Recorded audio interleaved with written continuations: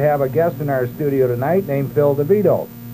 Phil is probably one of the greatest intoxicators in the country. He's the chief maitre d' at Salishan Lodge and keeper of the wine cellar. Good evening, Phil. Good evening, Tom. I certainly appreciate your asking me to be here. Excuse me if I have a little hard time controlling myself after that last comment. Yes. Well, Phil, I heard a rumor that Salishan was sliding into the ocean. Is that true? Very slowly. Very, very slowly. There's plenty of time, folks, believe me. Phil, is Salishan one of the top-rated restaurants in the country? We've been fortunate down at Salishan to have had a really fine chef ever since we opened. We had a chef that was with us for about 10 years, followed by another great chef, one of the youngest certified chefs in the country for the last 3 years. And so we have had good fortune and have a very fine restaurant, yes. Well, don't you have a 4-star rating? And Yes, there are only about a half a dozen 5-star rated restaurants in the country, and the requirement for being a 5-star restaurant is to have everything served fresh.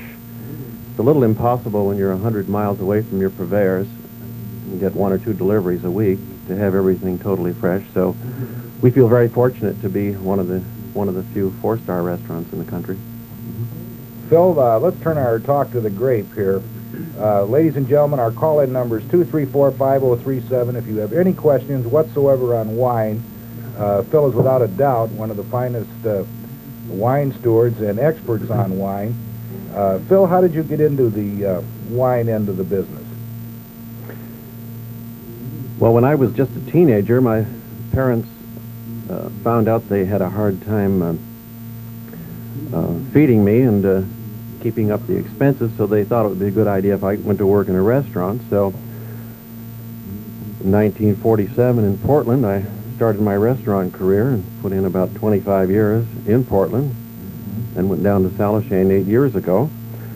My father was a winemaker from the old country, and we always had wine on the table, and I remember him digging the sub-cellar underneath the basement for wine. It was a pretty important thing, and so it was always on the table, and I got interested in matching wine with food at an early age. Yes, well, you were chief wine steward at most of the fine hotels and restaurants in Portland, weren't you?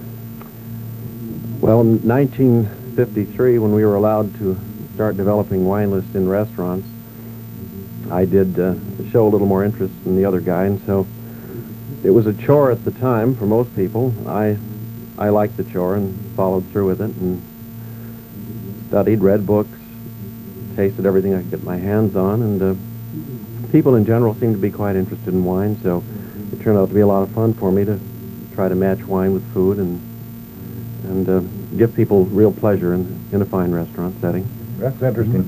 How many wines do you have on your list now at Salishan? Well, you know, for years the big cities have always thought of Portland, you know, as being out here with the Indians. And so I made it a kind of a personal crusade to show the big cities that Portland also could be rather cosmopolitan. And so I have built wine lists and restaurants with a great number of varieties. Today at Salishan, I have about 465 different wines on the list, and maybe another 50 or 60 wines that are aging in the cellar, waiting for their turn. Mm-hmm. How does a normal customer, when he goes in a class restaurant, how should he approach a wine list? Well, the answer to that can be rather lengthy, depending on the size of the wine list and the setting. In terms of a very large wine list like mine, actually I have 2 wine lists. I have a smaller wine list with about 135 items, and I try to describe each wine on that list, and I also describe the grapes in paragraph style and organize the wine in such a way with a table of contents so it isn't too difficult for someone to find the area of his interest and read about the wines and perhaps become his own expert, so to speak. Of course, if the restaurant has someone knowledgeable, and I think that's a good idea for a patron to check first and find out if there is anyone in the restaurant that is, you know, fairly or quite knowledgeable in wines that can be of some assistance. And that way they can get a little direction, and I think that's important. Of course, when I'm asked for help in a restaurant setting, I first ask the guests if they have ordered their dinner and whether they prefer to match the wine to the food, or whether they have a keen enough interest in wine to want to pick a particular wine first and then match the food to the wine. Yes, is this often done by connoisseurs? Yes, more and more today. People in general seem to be picking up on the hobby of wine. It's become so much more interesting in the United States. In the last 10 years, the wine consumption in our country has more than doubled. In fact, this last year it overtook hard liquor. And many people come into the restaurant and don't order hard liquor, but instead ask to start out with a wine and then match various wines with the various courses in their meal. I note a time or two you've waited on me, but perhaps it's because of our long friendship, and you spend as much as 5 minutes at the table. Is this normal in a restaurant setting? Well, if a restaurant can spare a man who has some expertise in wine to float around in the dining room and be available to help guests with their wine choices and give them a little interesting anecdote about the wine, some geography and history and technical knowledge about the wine, it all adds to the experience, and after all, that's what a guest is coming out to a restaurant for, in a fine restaurant. And if it's a very expensive wine and has a lot of background, all the more reason to spend time talking about the merits of the wine and what to look for, what to expect. And I've noticed that at Salishan, for instance, the wines go from $6 to several hundred. Is that normal, or? Well, that's not normal in most restaurants. It's normal in the very finest of restaurants in some of the larger cities, and I thought that even though I'm in a resort far away from the city, I thought it would be a challenge to try to provide this type of thing. The setting is so beautiful, and the chef has done such a marvelous job. We have one of the few classic menus left in the country that will try to produce over 30 top-notch dishes cooked from scratch, and so it's the most suitable setting for a very fine list. Our number is 234-5037. If you have any questions of Phil, he could talk about wine for the next 8 hours if we don't slow him down with a question or two. Phil, suppose I've gone to the restaurant and consulted the wine steward and ordered the wine, and I really like it. It's a different wine, and it appeals to me, and it's got, what do you call it, aroma and bouquet and smoothness and taste. How do I remember that wine? How do I preserve that, you might say, to my own knowledge? Well, that's an easy one for me to answer, because I started to, as a service for my guests many, many years ago, on my own, take the empty bottle back into the kitchen, hold it under the hot water tap, and soak the label off. Dry it, place it in some wax paper, and staple it up and bring it back to the guest. And then with words of encouragement for the guest to please bring it back the next time if he enjoyed the wine, or wherever he might go, in case he wants to buy some at a retail store. Or if he would like a wine just a little bit sweeter, a little drier, and we would talk about it. A little more acid, a little blander, a little stronger, lighter, whatever. I said, just when you come the next time, tell me that, and show me the label. Then I will pick another wine that has those slightly different qualities, or pick the same one again. Mm-hmm. All right. How do you read the wine label? How does an uninitiated person, what should he look for on that label? Well, that's not the most easy question to answer. It depends on the country that the wine comes from. Let's take California to start with, because we're probably more well acquainted with the California wines. We're going to a call in just a minute, Phil, so go ahead. All right, then the European wines. So it may have the name of a grape on the bottle. We call that a varietal wine, named after the variety of grape. In that case, it has to have at least 51% of that variety in the bottle to be allowed to call it by that name. It may be named by the area of origin that the wine came from. If it's similar to a wine from Burgundy, France, or Chablis, France, these are district wines. And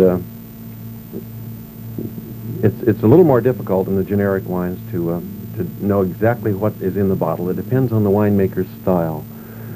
When it comes to the varietal wines, it should have that varietal characteristic that the well, that's grape most variety interesting stands about for. preserving the labels. We'll take a call now. Good evening. Did you want to talk to Phil? I sure do. I want to ask you something. Sure.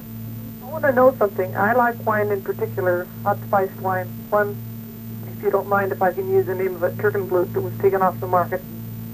Why hasn't it been promoted, especially like down at the coast on your stormy nights? We go down at the coast maybe 4 or 5 times during the year, not to your place, but down beyond there to the prime rib special that they have down there. And he knows where I'm referring to. And I will quite often order a hot buttered rum or a coffee nudge or something like this. Why don't they promote hot spiced wine? That's a very good question, and I'm making notes on it right now because I think it's a marvelous idea. Unfortunately, that from my own personal situation, that's an item that usually comes from the bar rather than from the dining room, and right. It's an area that I wouldn't have control over, but I do think it's a wonderful idea, and I'm surprised that you aren't able to find it down at the coast. Well, I'll say this. I found one of the last bottles. We went out towards Gresham, and there's this berry stand way out of ways. I don't want to mention it. That had a bottle here a couple months ago, but I got the last of the Türkenblut that Honeywood made. And Honeywood was bought out, and then I would cut it with a bottle of Loganberry, and it turned out just perfect, rather than using those little bags of spices, which were very good, that I got at one of the little wine shops that went out of business here in Portland. Only that I put it in when it was cold, or it was just warm rather, and I would bring it up to a bubbly boil, but not a hard boil, and then let it sit till it was cold, and then squeeze the bag out. And it was very tasty, and I'd like to see that promoted more, especially during the cold winter months, which inevitably will come up again, not right now. Well, I think that's a terrific idea. I've just learned something. Well, how about they could always put a slice of orange with it, or something like this that would complement it, and I think a slice of orange would complement the Türkenblut wine, the spiced wine, whatever you have. Maybe you could come up with a bag of spices of your own. Yeah, Phil's making notes. Thank you for your call. That's great. Thank you very much. Bye-bye. Line 2, you're on the air. Yes, I had something strange somebody said to me the other day, and I was just kind of wondering if this was very unusual, or would you consider it going along with this? Some fellow said to me, I've even been known to bring my own wine because their wine list is so crummy that they don't serve any of the kind of wine I like. Now, what would you do? You probably wouldn't do that because I understand you have a very wide variety of wine. Yes, I do. Probably would have what they wanted, right? Well, if I don't have the exact bottle that they want, I can usually come up with something that is very equal. Quite similar. There are 15,000 different wines in the world. And right, but there are a lot of places that don't really have that wide a selection. That's true. Would you think that would be a legitimate thing to do, or? Well, it used to be against the law. I don't know if it is anymore. Yeah, I was just going to get to that. It is really illegal to bring your own? in Oregon for this to be done. I have known of... This was in Washington. Oh, We were I see. visiting in Washington Mhm. last weekend. Well, I have known of a restaurant in Oregon that while waiting for its wine license, they did have a special permit from the state of Oregon to allow wine to be brought in with some type of charge. However, under normal circumstances, this is not permitted in the state of Oregon at this Really time. something that most restaurants would go along with, is it? Well, not if it's against the law. But even if it was with the law, I mean, I really couldn't see why any restaurant would go along with that. Why they would or wouldn't? I couldn't see why they would go along with it. Would. Yeah, this is really a little difficult for restaurants to handle because... Bring me the glasses. I've got my own wine, you know. Yeah, there has to be, in other states, there's a corkage charge for that sort of thing, depending on the price of the bottle and the service and so forth, because restaurants have a difficult enough time as it is to make a profit. It has a high mortality rate, and that would be one area that Right. could Now, do them in. I missed the first part of the program. Are you from Salichan? Yes, I am. They have the best, that's one of the best eating Yes, places. Phil's built it up in the last 8 years. It's probably one of the finest wine I cellars on had the coast. their crab legs and those polished little crab, the shell, or the, you know, the shells I'm on gonna- the end, you know. I'm going to and cut you off right now, ma'am. I haven't had dinner yet.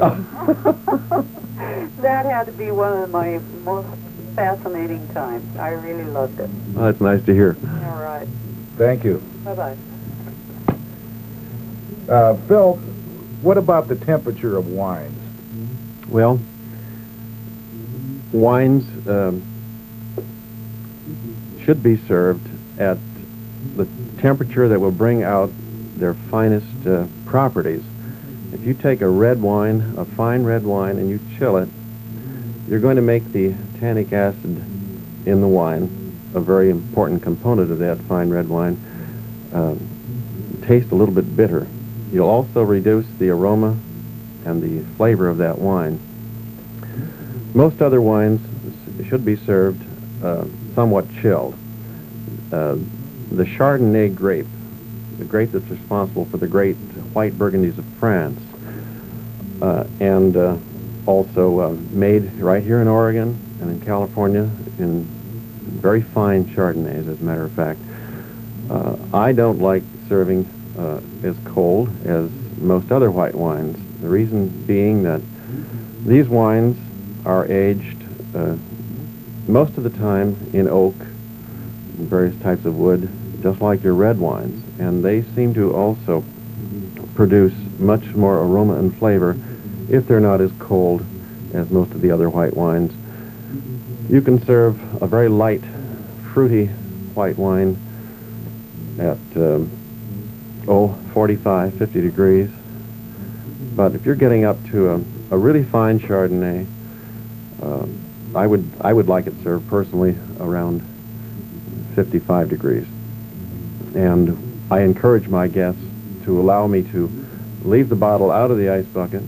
It comes out of the refrigerator with some chill on it, and I encourage my guests to let me leave it on the table and let it warm up so that the aroma and flavor does improve. And cellar temperature for storage of wine is different than room temperature. If you want a wine to have the maximum amount of fine aging, you would store it perhaps at 55 to 60 degrees. A light red wine would be very pleasant. It's served to you in the dining room perhaps at 60 degrees. A big, robust, full-flavored red wine I would like served a little warmer, 65, even up to 70 degrees. Well, that's interesting. We're going to take a short break here. Our number's 234-5037. It's one thing to take a poll and learn that Portlanders think we have the most lovable city in America, and it's another to have helped Portland get there. Mayor McCready helped. Housing for people in St. John's. Ivancy voted no, McCready yes. Widening of Powell Boulevard. Ivancy no, McCready yes. 1,800 new private jobs for Portlanders. Ivancy no, McCready yes. paid for by the committee to keep Connie McCready mayor, for obvious reasons. Thank you very much. Get involved in two-way conversation. Call now, 234-5037. Yes, this is Tom again with my guest, Phil DeVito from Salishan Lodge at 6727. We'll go to a call on line 1. Good evening, you're on the air. Yeah, I hate to do this, but I should have asked you, why isn't cranberry wine available, and what should it be served with if a person could bootleg it in from California? It's the only place I've ever had it from. Well, I'm going to have a little difficulty answering that. I had some of it last year in San Francisco when we were down there at Santa Barbara. I believe I should have qualified my experience a little bit more earlier in the program. I spent over 30 years in fine dining rooms serving fine table wines, and I have not gotten very much involved in fruit wines. I have a few fruit wines as dessert tastes, and by the way, Oregon has some marvelous fruit wines, some of the finest in the country. But I'm a little limited when it comes to a lot of knowledge about the various fruit wines in Oregon. Wine is such a big subject that it's impossible for any one of us to know all areas. And I'm sorry, that's one area that I'm a little weak on. That is one of the best wines, Tom, that I've ever drank, and I could drink it by the gallon. Yes, well, thank you. Thank you. We have a minute or two for a break here, Phil. What wines shouldn't you cool at all? Well, when I mentioned that I like serving certain wines at even up to 70 degrees, I'm talking about some very fine, big, we call it big robust flavor, big bodied wines that will actually produce a great deal of aroma and flavor if they're left out. Some of these wines could be left out for many hours and even overnight, and at that temperature, and actually then produce the most beautiful aroma bouquet that you can imagine. And the flavors will soften up. It's personal preference, of course. You know, there are no real rules in regard to wine. There are only opinions by many people who have tasted wines as a hobby or professionally, that are only guidelines to help us, give us some kind of direction. Actually, taste, can't be forced. They have to be cultivated and developed by you yourself. And that's what makes wine so exciting and interesting. Another quick question here before we take a short break. And are wines stored on their side for a reason other than convenience? The cork in a bottle of wine, now we're talking about cork finished wines, the cork must stay moist, and that's the reason for leaving the bottle on its side or upside How down. interesting. I never knew that. I've seen, hundreds of, not hundreds, but wine cellars in movies and pictures, and been through a few, and all the bottles are stored on the side. Well, by keeping the cork moist, it doesn't dry out. If it doesn't dry out, then it doesn't shrink. When a cork dries out, it shrinks, allows too much air to be admitted into the bottle, and a fine wine must breathe through the cork very slowly. All right, we're going to take a short break. The number is 234-5037. KLIQ in Portland. Portland metropolitan area weather, cloudy tonight and tomorrow morning with decreasing chance of showers tonight. Partly cloudy tomorrow afternoon. Chance of rain tomorrow night and Saturday. Lows in the mid-40s, highs 60 to 65. Westerly winds 5 to 10 miles per hour. Chance of rain 20% tonight, 10% tomorrow, and 40% tomorrow night. Right now at KLIQ it's 57 degrees, 14 degrees Celsius. You're invited to tune KLIQ each afternoon, Monday through Friday at 5:55 for the Alan Stang Report. That's Alan Stang, each weekday at 5:55 on Portland's Talk of the Town, KLIQ at 1290. This is Alan Stang. Think about it. The 4th annual Hoedown, sponsored by the Clackamas Community College Associated Student Government, will take place Saturday, May 17th from 9 p.m. to 1 a.m. at the Bar 88 Arena in Molalla. Dr. Korn's Electric Grass Band will provide plenty of country, bluegrass, and other foot-stomping music. Food and refreshments, including a beer garden, will be available. Tickets are $2 for Clackamas Community College students and $3 for non-students. The proceeds from the Hoedown fund ASG and the College Foundation.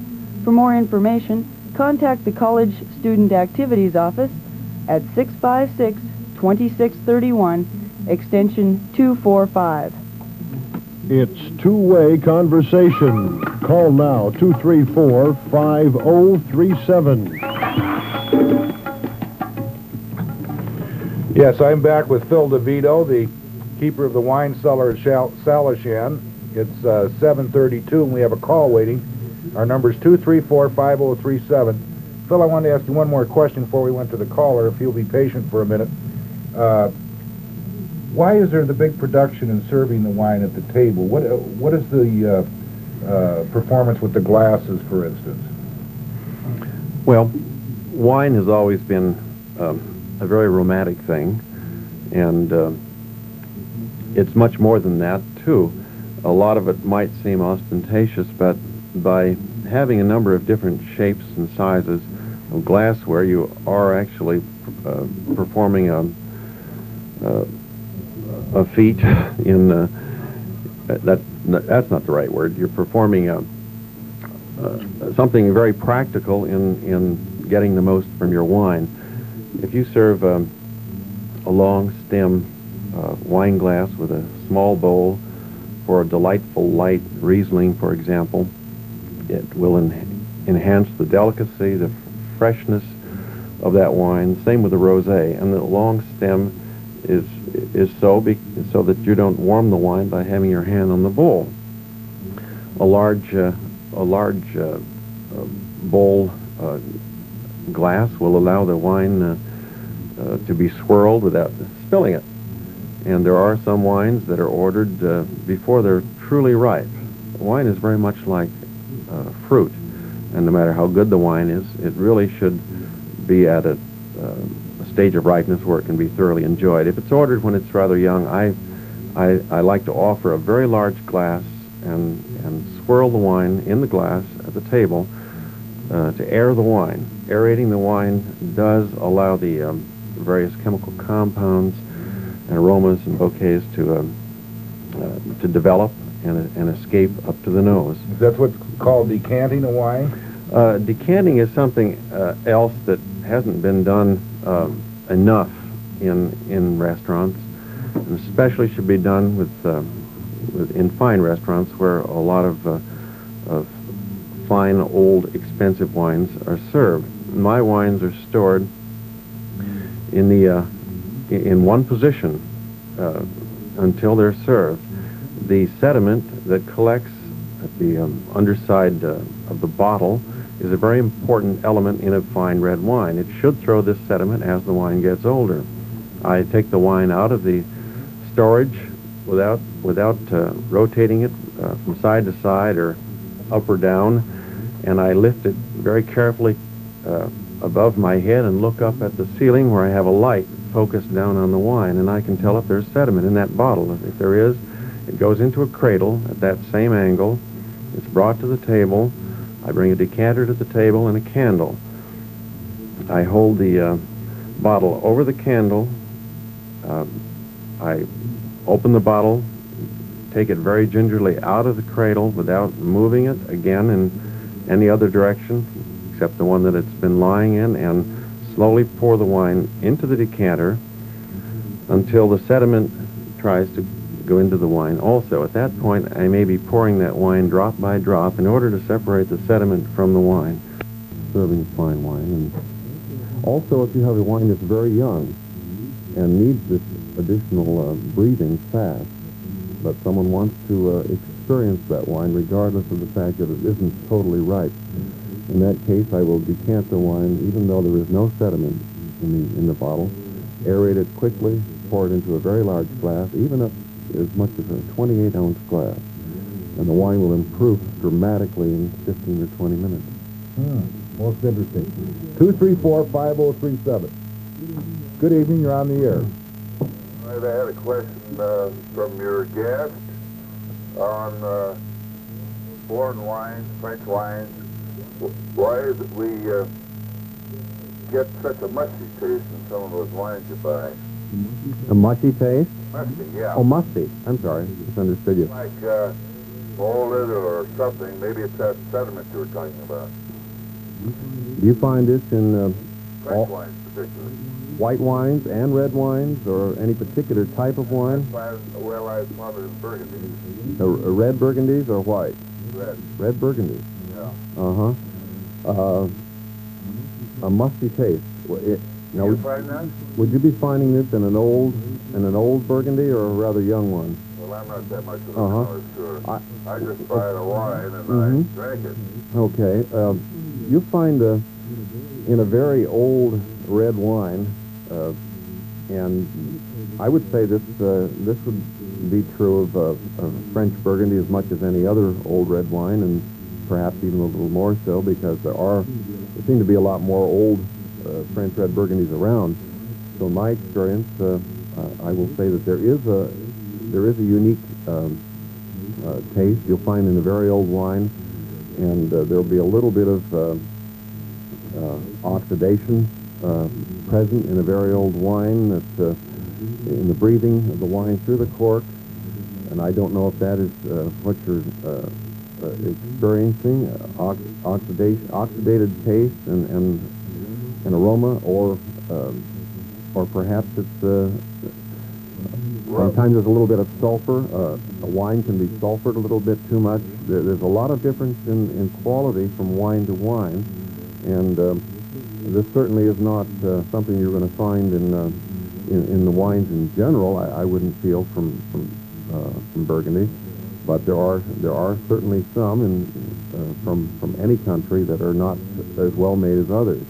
Well, would you say that the imported wines are overpriced?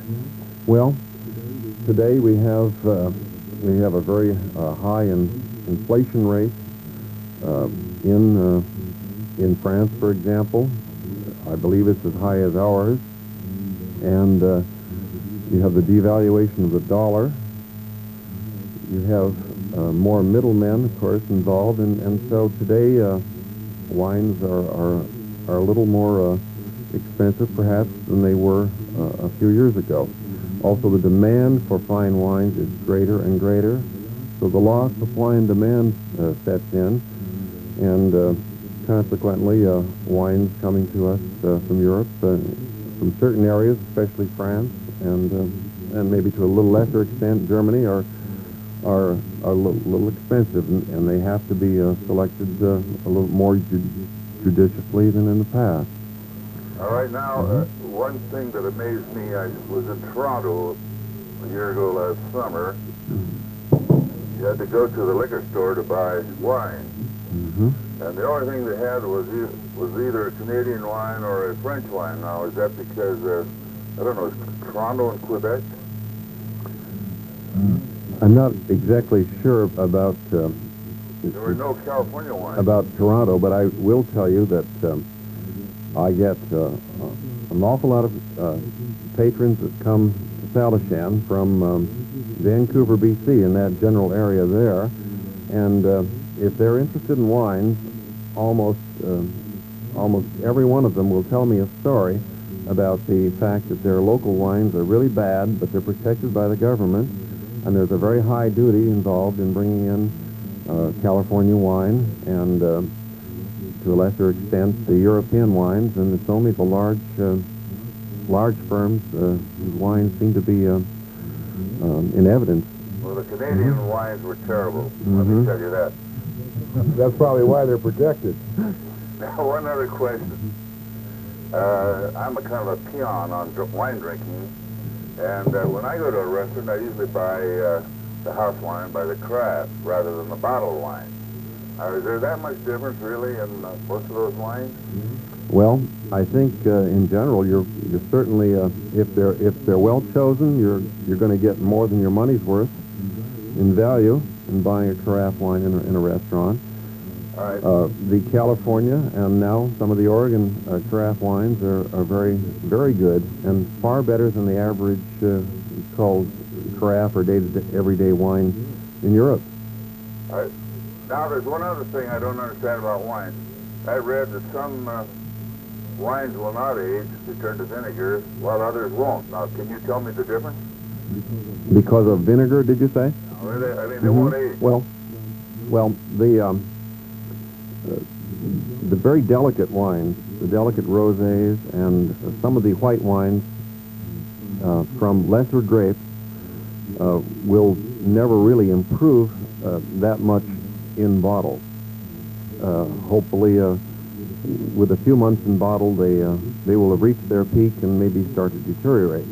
The finer white wine grapes from an adequate vintage year will keep and will improve for a year or two, or the better white wines will age up to 5-10 years.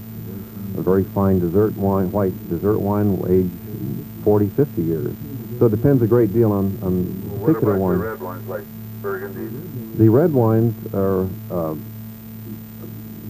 fermented and vinified with a lot more tannic acid in the wine, which comes from the skin of the grape.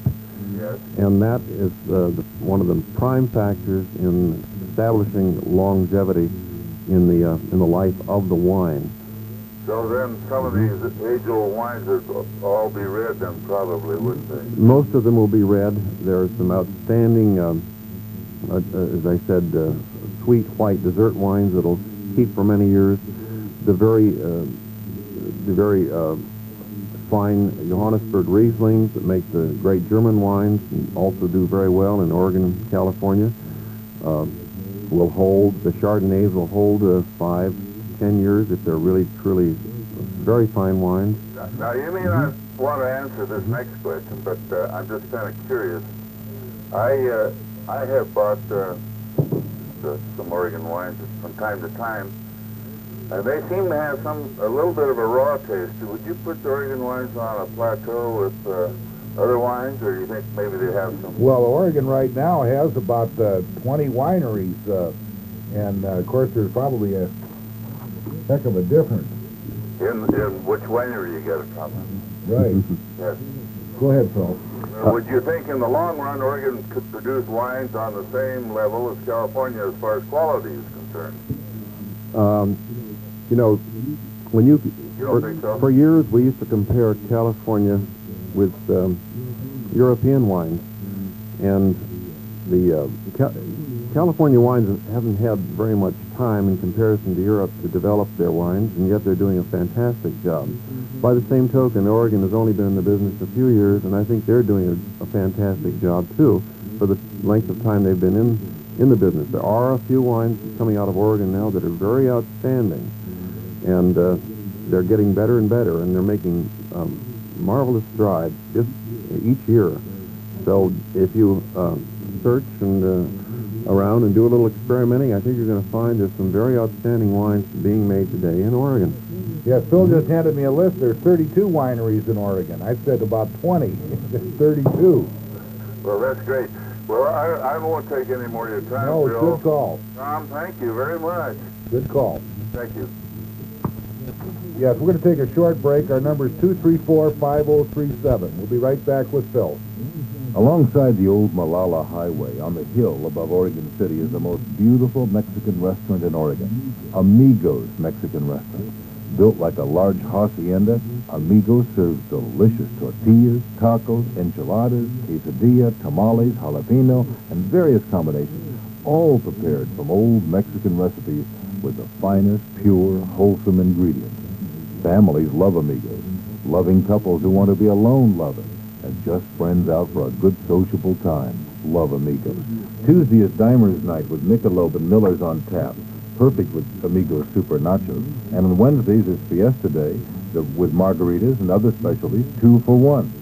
Open Tuesday through Sunday, Amigos Mexican Restaurant is a pleasant drive on the Malala Highway through Oregon City on the hill near Clackamas Community College.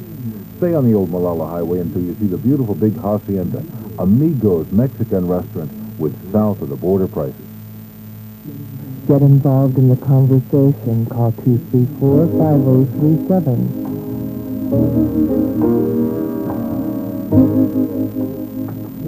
This is Tom Narek at 7:45.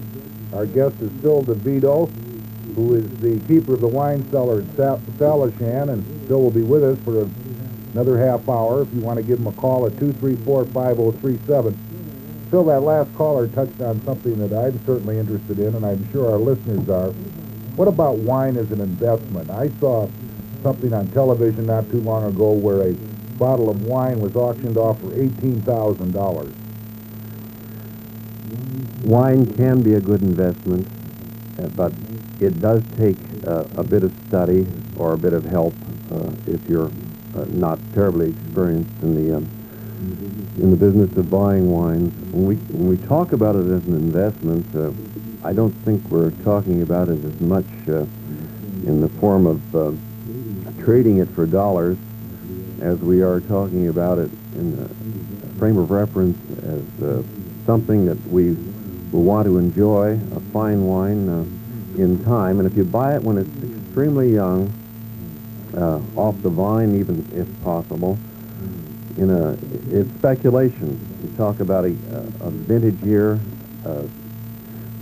and you hope that it's going to be, and each year there are some different thoughts on that particular wine, perhaps for the first 10 years while it's aging in oak and then going into bottle. But fine wines take a tremendous jump the first 5 or 10 years that they're offered, and in some cases, if it's a choice vintage, sometimes it's a very small vintage as well, and the wine is off the market in 4 or 5 years. Then, again, the rarity of the wine makes it a very prized possession, like a great art masterpiece.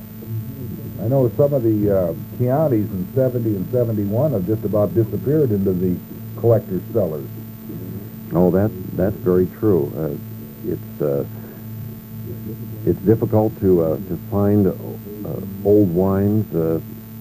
I've looked at some of the price lists of wines from Europe just recently, and there are wines that I have sold in the restaurant for $225 recently that if I turn around and rebuy them, they're going to cost me $300. And so I kick myself and say, why didn't I buy a few more bottles when it was available? Of course, this means you have to hold on to the wine for 5 or 10 years, and you have to tie up a certain amount of money. So it takes a lot of figuring and adjustment to know what to buy. It takes a lot of tasting.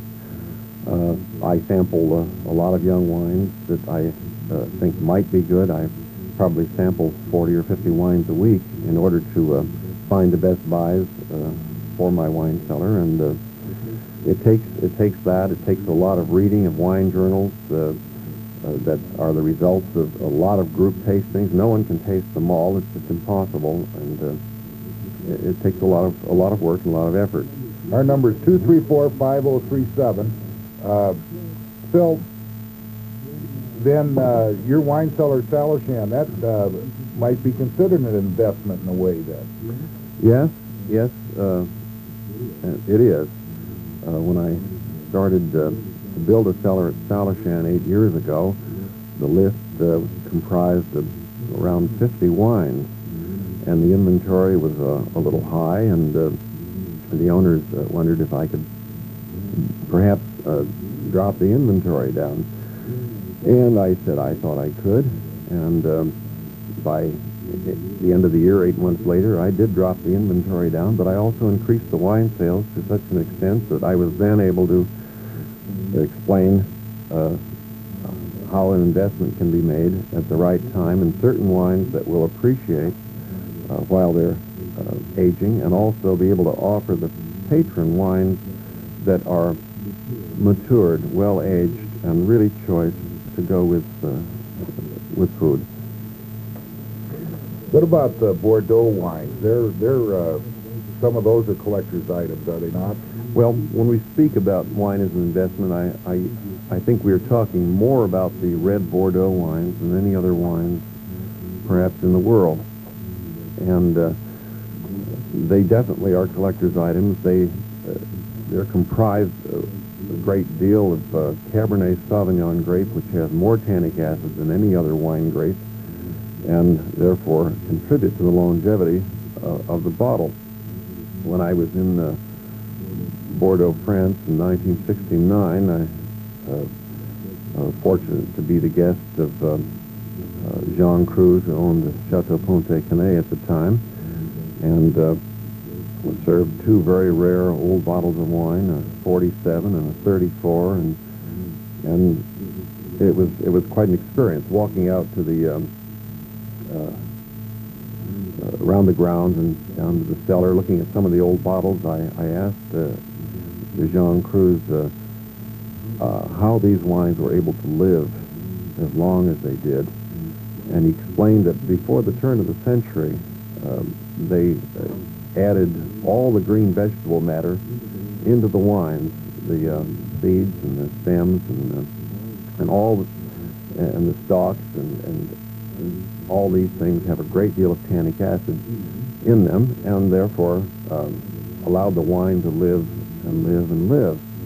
The only problem with adding all those ingredients is the fact that those things give the wine a certain hardness and a firmness that may never totally soften up with age. However, the wines will keep, especially that must have been kind of a taste adventure for you. Oh, it really was.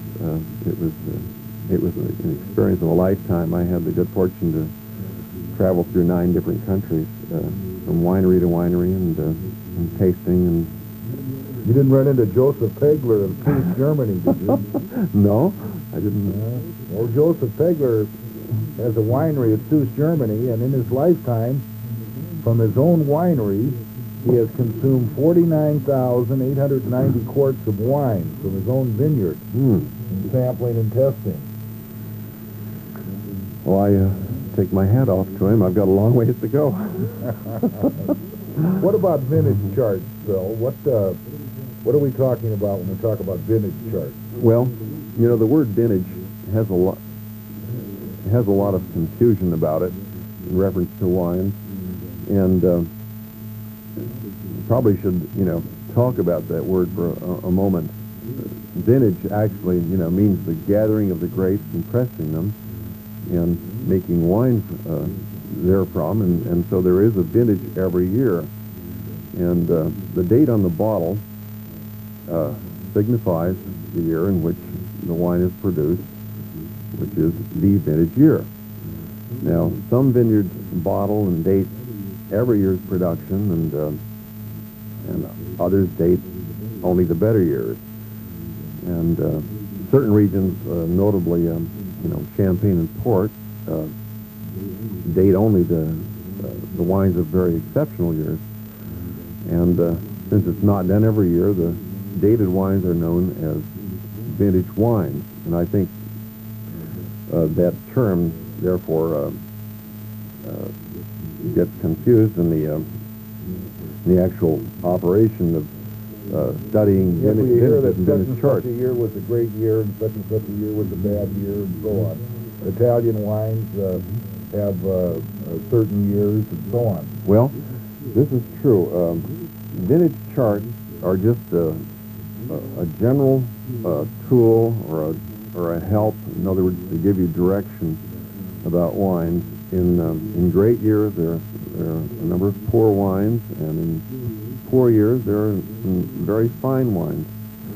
Also, it depends when the picking takes place. Sometime from the same winery, you'll have a batch of very good wine from certain grapes that are picked before other grapes, and then you'll have hail and rain and all kinds of negative conditions, and so part of the vintage can be very poor, and part of the producer's wines can be very fine.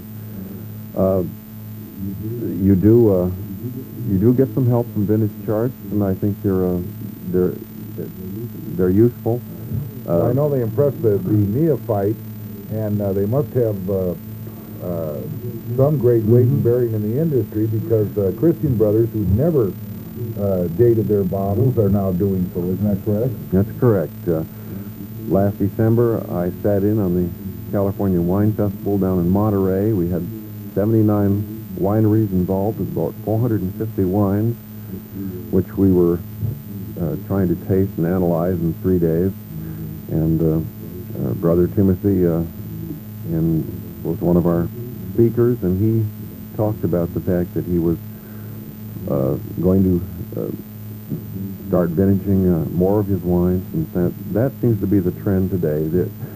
For years, the California Wine Institute did a fantastic job on promoting California wine, and you all heard the slogan, "Every year is a vintage year." Well, this is not absolutely the total truth. Although they don't have the wide extremes that you get in Germany and France, where vintages are certainly more important, there are definitely vintage years in California. In fact, the first vintage chart that I have ever been exposed to came out a few months ago on some of the Napa, Sonoma, and Mendocino counties in Northern California, which show the difference in vintages from grape to grape, and there's some usefulness to them. Line 1, you're on the air. Hey, I want to talk to you to a wine man. Right. I don't want to mention any names, but we like wine with dinner, but we just go to the wholesale winery and buy it by the gallon. So is there any reason that shouldn't last quite a while, or how long can we keep it there? Let's put it that way. Well, most jug wines, that's the name we've used for this type of wine, are either sterile, filtrated, or pasteurized. Pasteurized, of course, keeps all the bacteria out of the wine, and it cannot ferment any further, and the wine will keep as long as it's not subjected to extremes of temperature. The same with sterile filtration. This also kills all the bacteria, and your wines will keep quite a while. I would suggest, for the most part, keeping them in a cool place, and the refrigerator, of course, will help. With white wines, the red wines, if you like them room temperature, you want to be sure and take them out ahead of time. One more question. If we're keeping it by the gallon or 5 liter or whatever it's called, should we tip the bottle, or say you only have it 3 months, you have to bother to tip the bottle? Should you tip the bottle on its side? Is that what you're asking? So it goes into the cork. Oh, well, the type of wine you were just discussing doesn't have a cork, does it? The jug wine? It does. Okay. There are jug wines on the market that use corks for effect, and now there are some large bottles of wine too that are made without these processes I just mentioned, sterile filtration and pasteurization. And yes, if that's the case, you should find out from your wholesaler if that particular wine is made in the standard way, like fine wines. And if that's the case, yes, I would keep it. It'll keep in the refrigerator for Our refrigerator is not that large. Yeah, listen, thank you for your call. We have to take another call before the news. Appreciate it. Line 2, you're on the air. Hello? Yes. Yeah, let me turn my radio down.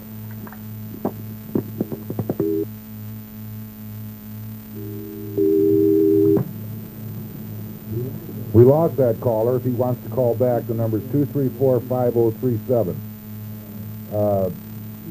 Phil, when you go to a restaurant and look at the wine list, do you order the food to suit the wine or the wine to suit the food? Well, being that my career, my life is spent sampling, tasting wines, trying to understand what's in the bottle so that I can pass that information along to my guests. I have a habit of looking down the list for something that I have not tasted. I see. You want an adventure.